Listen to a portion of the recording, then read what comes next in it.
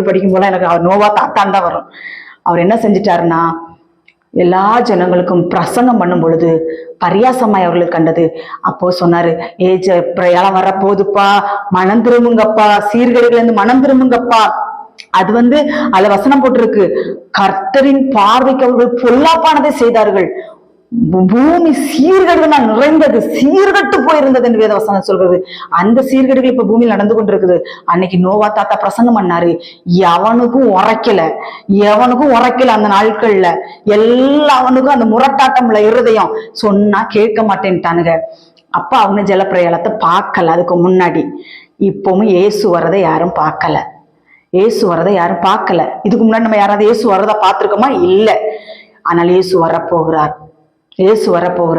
நோவாவின் காலத்தில் எப்படி நடந்ததோ அப்படியே மனுஷகுமாரன் வரும் நாட்களில் நடக்கும் என்று வேதவசனம் சொல்கிறது.